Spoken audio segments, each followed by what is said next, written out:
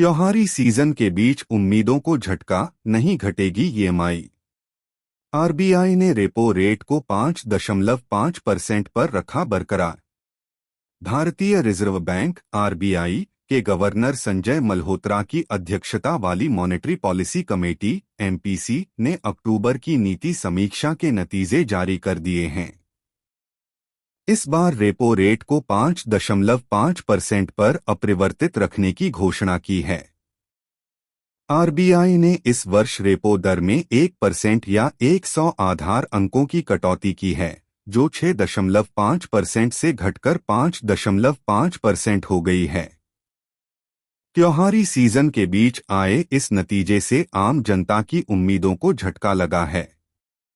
RBI के इस फैसले से आपकी ईएमआई न घटेगी और न बढ़ेगी, फिलहाल वो जस का तस रहने की उम्मीद है। बता दें कि फरवरी से जून तक आरबीआई लगातार रेपो रेट में कटौती की है। 3 बैठकों में केंद्रीय बैंक ने 1% तक रेपो रेट घटाया है। हालांकि अगस्त में हुई बैठक में भी आरबीआई ने रेपो रेट को 5.5% पर बरकरार रखने का फैसला सुनाया था। आरबीआई गवर्नर संजय मल्होत्रा ने क्या कहा?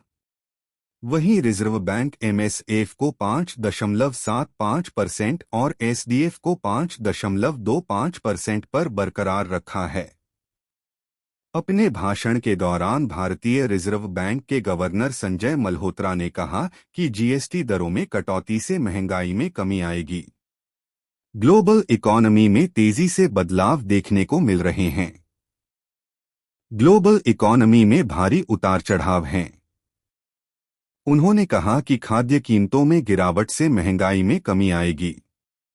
26 महंगाई दर 3.1% से घटकर 2.6% का अनुमान है। आरबीआई ने जीडीपी ग्रोथ रेट का बढ़ाया अनुमान।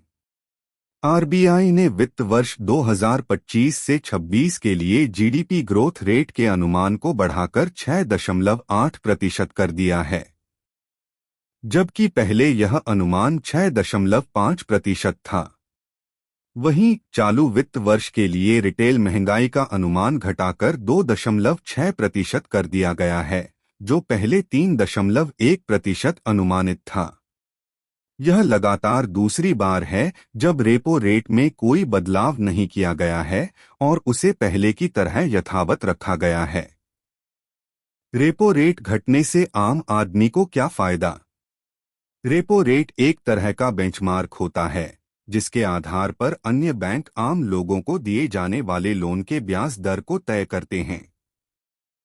जब रेपो रेट में बढ़ोतरी होती है तो बैंकों को आरबीआई ज्यादा ब्याज दरों पर कर्ज देता है। ऐसे में बैंक अपनी लागत को भरपाई करने के लिए आम आदमी के होम लोन, कार लोन और पर्सनल लोन की ब्याज दर को बढ़ा देते हैं और इसका प्रभाव आपके एटक पर देखने को मिलता है। वहीं जब रेपो रेट में कटौती होती है तो बैंकों को आरबीआई से सस्ते ब्याज दर पर कर्ज मिलता है। ऐसे में बैंक भी अपने ग्राहकों को लोन सस्ती दरों पर देने लगते हैं।